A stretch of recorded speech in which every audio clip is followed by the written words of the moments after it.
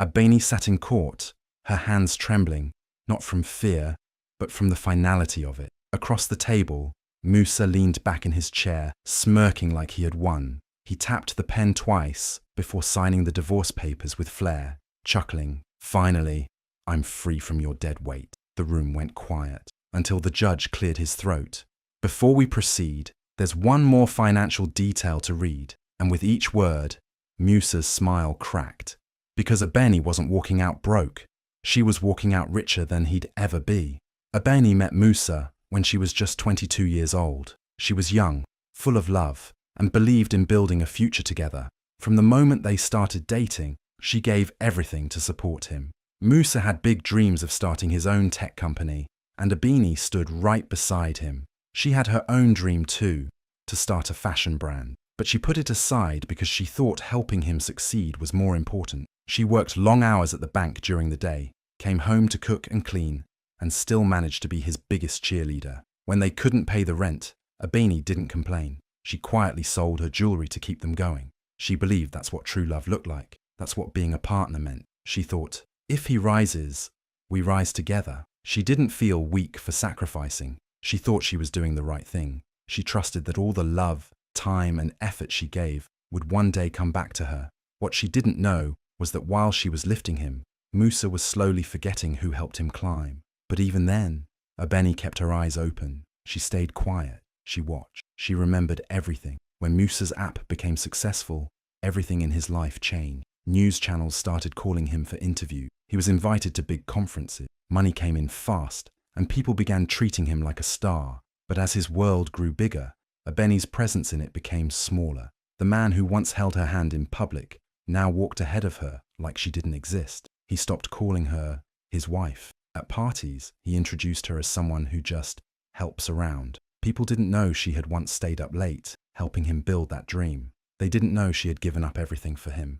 To them, she was just part of the background. Someone who brought drinks, smiled politely, and stayed quiet. It hurt, but Abeni stayed silent. She watched as he laughed loudly with new friends, pretending like she was never part of his story.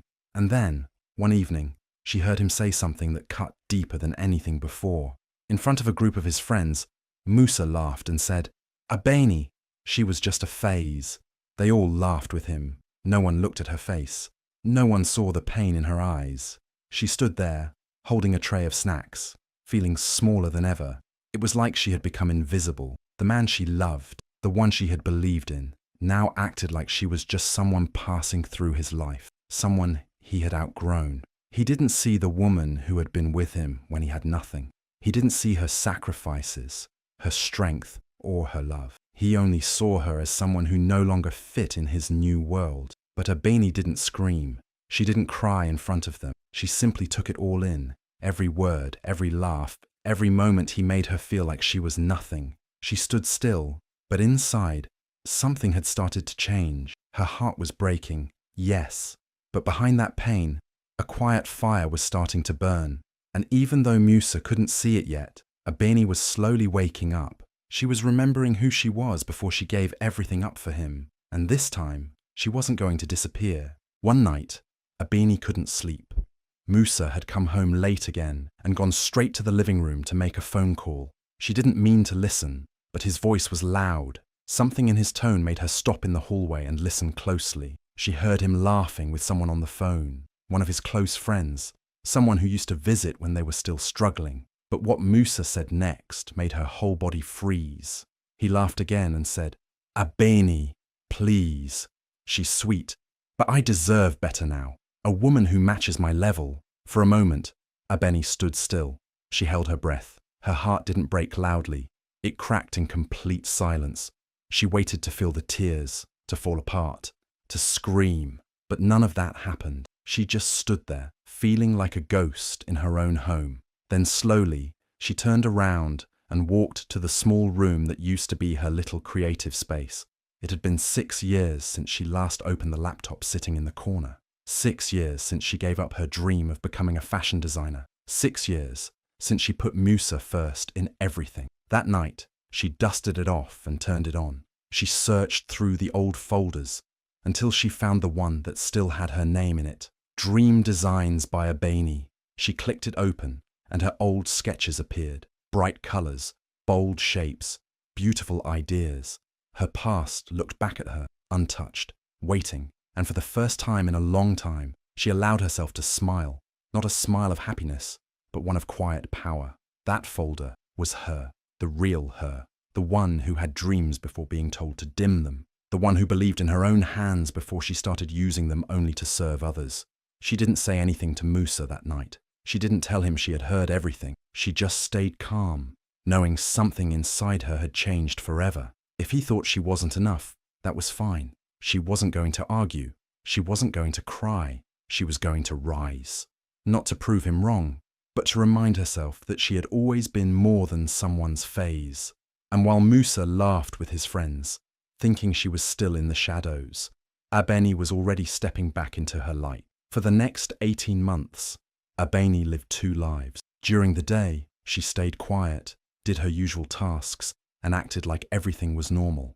But every night, when the house went silent and Musa fell asleep, she opened her laptop. She would sit for hours, sometimes until the early morning, sketching new designs, watching tutorials, and learning how to build a fashion business. She didn't tell anyone what she was doing. No one knew she was slowly rebuilding the dream she once buried. Her hands moved with purpose, her heart filled with quiet determination. She didn't use her real name. Instead, she picked a new name, something that sounded bold, powerful, and unknown. Under that name, she started her first digital fashion line. She opened a small online store. Bit by bit, people began to notice. Orders came in, comments praised the unique styles. She responded politely, hiding her true identity. All this happened while she still played the role of the quiet wife during the day. Meanwhile, Musa had started a podcast. He liked to talk about business, success, and his journey. Often, he made jokes about women trying to start companies. He laughed with his guests, saying things like, "These so-called female founders, most of them are just playing dress-up." Abeni would sit in the corner, pretending to scroll through her phone, listening to every word.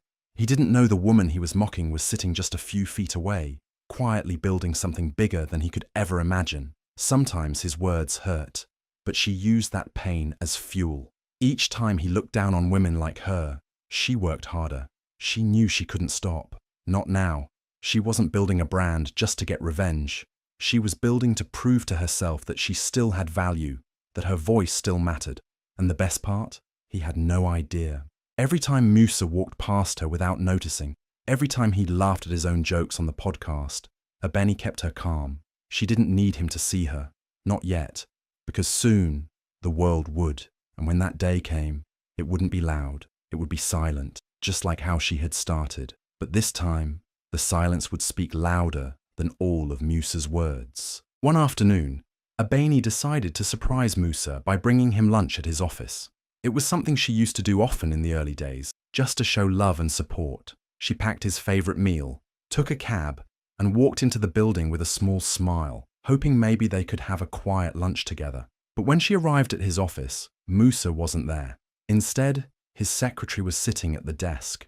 Abeni had seen her before, but never spoken to her directly. The woman looked up, clearly surprised to see Abeni. Then after a quick glance at the lunch bag, she smirked and leaned back in her chair. Her baby bump was now showing, and Abeni's eyes couldn't help but notice it. Before Abeni could even ask anything, the woman laughed and said, "You're the wife? Wow. He told me you were just his sick cousin." Abeni's heart sank. She stood still, holding the food in her hands, her mind racing but her face calm. That one sentence was like a slap, not just from the woman, but from the man she had given everything to.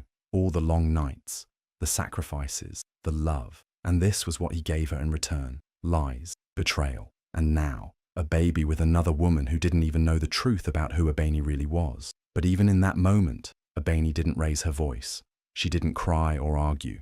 She just looked at the woman, nodded once, and turned around. She walked out of that office with slow, steady steps. Not because she was weak, but because something inside her had finally broken. Not her heart, but the shell that had been holding her back for too long. As soon as she stepped outside, she took a deep breath, pulled out her phone, and called her lawyer. Her voice was calm. "It's time," she said. That moment wasn't the end of her. It was the beginning of her finally choosing herself. She didn't need more proof. She had seen enough. Musa had lied, cheated, and thrown away everything they had built. But now, it was her turn. She wasn't going to beg, cry, or ask him why. She was done. The woman he thought would never leave had already started walking away. When Ebony filed for divorce, Musa thought he had already won. He walked around with a proud smile, telling his friends that she would soon come running back, begging for help or money. He laughed at the idea of her surviving without him. In his mind, she was still the quiet wife who stayed in the background, someone who had no life outside of him. He even told people that she'd ask for alimony, and he planned to reject her to teach her a lesson. But what Musa didn't know was that Ebony had been preparing for this moment. She had worked in silence for 18 months, building her business under a different name, a name Musa never cared to ask about. While he mocked women entrepreneurs on his podcast, Ebony became one of the most successful ones in the country, all without him noticing. On the day of the divorce hearing, Musa walked into court like a man who had already won the case. He wore expensive clothes, sunglasses, and a smug look. He whispered to his lawyer, "Just get it done. She has nothing." But when the judge asked Ebony's side if there were any financial details to declare, her lawyer stood up and handed over a thick file. Inside were bank statements, income records, and official documents showing ownership of a fast-rising fashion company, ABN Studio. The company was already doing brand deals, had investors, and was recently valued at $18 million. The name shocked everyone. Musa blinked in confusion. "A BN Studio," he whispered. It sounded familiar, like something he had heard before in passing but never paid attention to. And then it hit him. The woman he thought was just sitting quietly at home was the one behind a growing empire. The woman he thought would be nothing without him had become something far greater than he ever expected. Ebony didn't look at him with anger. She didn't smirk or brag. She just sat there, calm and proud. Because for her, the divorce wasn't a loss. It was her doorway to freedom. It wasn't the end of a sad story. It was the beginning of her new one. She had walked away from pain, betrayal, and disrespect, and stepped straight into power, purpose, and success. She didn't need his money. She didn't want anything from him, because she already had everything, built by her own hands. And the best part, he never even saw it coming. The day of the final divorce hearing had arrived. The courtroom was quiet, but filled with tension. Musa walked in confidently, wearing expensive sunglasses and a wide smile. He looked around like he owned the room, nodding at people and even laughing a little, as if this was just another easy win for him. He leaned over to his lawyer and whispered, "Just hand her the papers. She's not getting a thing." He truly believed that Ebony had nothing to her name. No power, no wealth, no voice. Ebony sat on the other side of the room, calm and quiet. She didn't wear anything flashy. There was no makeup to cover the tiredness from months of building something in secret. But in her eyes there was strength, the kind that doesn't need to shout. The judge entered, took his seat, and began reading through the formalities. Then he looked directly at Ebony and asked, "Do you have any assets or claims to declare before we proceed?" The room went still. Musa looked up, a little confused. He wasn't expecting her to say anything. Ebony slowly stood, reached into her bag, and pulled out a folder. She handed it to her lawyer, who gave it to the judge. Inside the folder were all the documents, proof of ownership, earnings, investments, and partnerships. Everything connected to ABN Studio was listed, page after page. The courtroom was quiet as the judge began to read through it. People leaned forward, curious. Even Musa took off his sunglasses, his smile fading. As the judge continued, it became clear that Ebony wasn't the weak woman Musa had described to everyone. She wasn't poor, and she definitely wasn't powerless.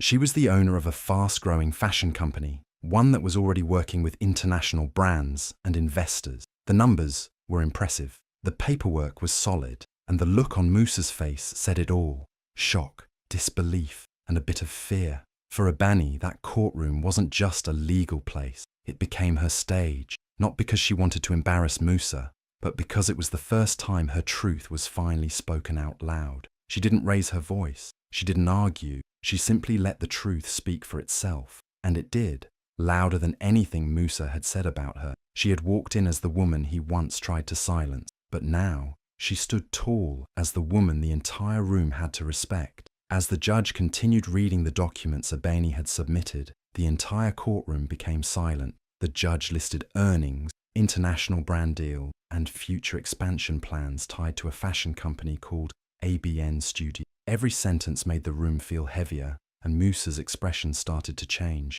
His smile was gone. The confidence in his eyes faded. He leaned forward, confused, almost like he couldn't believe what he was hearing. The judge mentioned big numbers, revenue in millions, signed deals with top brands, and plans to expand the business into more countries. Everyone in the courtroom looked surprised, but no one more than Musa. His face turned pale, and he kept looking at Abeni, like she was someone he had never met before. Finally, he leaned closer to her and whispered, "A BN studio is yours." Abeni turned her head slowly. This time there was no sadness in her eyes, no anger, no fear, only calm. And then she smiled, her first real smile in years.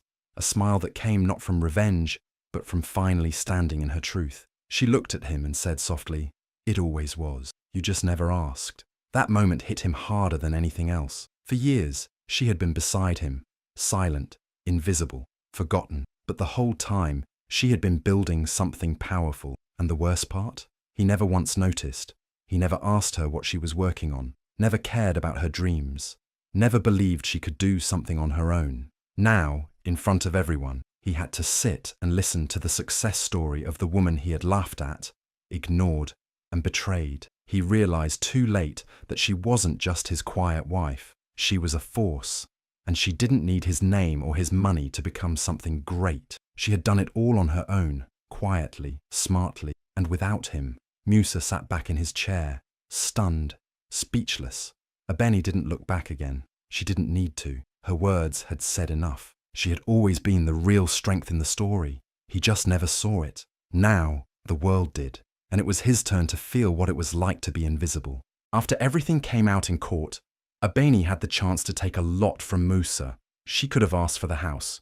She could have claimed the cars, the furniture, the money they once shared. Legally, she had the right. Many people expected her to take revenge, to destroy him the way he tried to break her, but she didn't. Abeni didn't want the house. That house held too many memories. Memories of pain, silence, and being ignored. She didn't want the car either. It was just another thing Musa used to show off, another thing that didn't mean anything to her anymore. She let him keep it all. The clothes, the electronics, the expensive watch collection. She didn't care. To her, those things were no longer important. She had something far more valuable, her peace.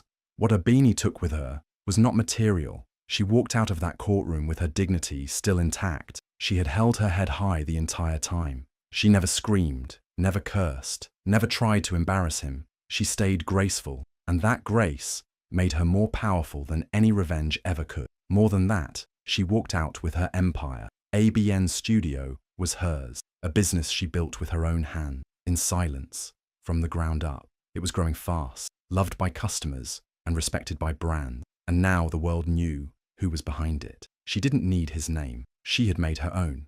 And most importantly, Abeni walked away with peace. True, deep peace. The kind that comes when you finally stop trying to prove your worth to someone who never saw it. She was no longer living in someone else's shadow. She was finally standing in her own light. And it felt good. Better than revenge. Better than taking anything from him. She didn't ruin Musa. She didn't expose his secrets to the world. She didn't drag him down the way he had done to her. She simply grew. She rose above the lies, the betrayal, the years of being pushed aside. She outgrew him in every way, emotionally, mentally, and even professionally. And Musa, he had all his things. But what he didn't have anymore was her. He didn't have the woman who once believed in him more than he believed in himself. And that loss, the loss of a woman like Abeni, was something no car, house, or money could replace. She didn't take revenge. She took her crown and wore it with quiet power. 6 months had passed since the divorce, and Musa was sitting alone in a waiting room, waiting for a business meeting that was already running late. He looked around, bored, tapping his fingers on the chair. On the small table in front of him were a few magazines. He picked one up without thinking, flipping through it casually, until he stopped. Right there on the cover was a photo that made his heart skip. It was Abeni, dressed in elegant African fashion, standing tall with confidence in her eyes. She looked nothing like the woman he once ignored. The headline above her read, Africa's most mysterious fashion. Queen revealed. Meet Abeni, the silent storm. He stared at the cover, frozen. The article promised to tell the story of the quiet woman who built a fashion empire without the world noticing, until now. It spoke of her brand, ABN Studio, which had now launched in multiple countries, featured in global fashion weeks, and was praised for blending tradition with modern style. Musa blinked, still in shock. He never imagined she could rise this high. Not without him, not in silence. And yet, here she was, not just successful, but celebrated. Not just surviving, but shining. Meanwhile, in another city, Abeni stood in her hotel suite, calmly zipping her suitcase. She had just finished speaking at a major women's leadership event and was getting ready to fly to Paris for a fashion showcase. Her assistant walked in with the same magazine in hand, smiling. "You've seen the cover, right?" Abeni chuckled softly, then looked out the window at the city skyline. She whispered to herself, "They thought I was quiet, but I was just focused." It wasn't about proving anyone wrong anymore. It was about proving to herself that she had always been enough. That silence didn't mean weakness. It meant discipline, focus, power. And now, the world finally knew her name. Not as someone's wife, not as someone's shadow, but as her own person. Abeni, the woman who rose from silence and became a storm no one saw coming.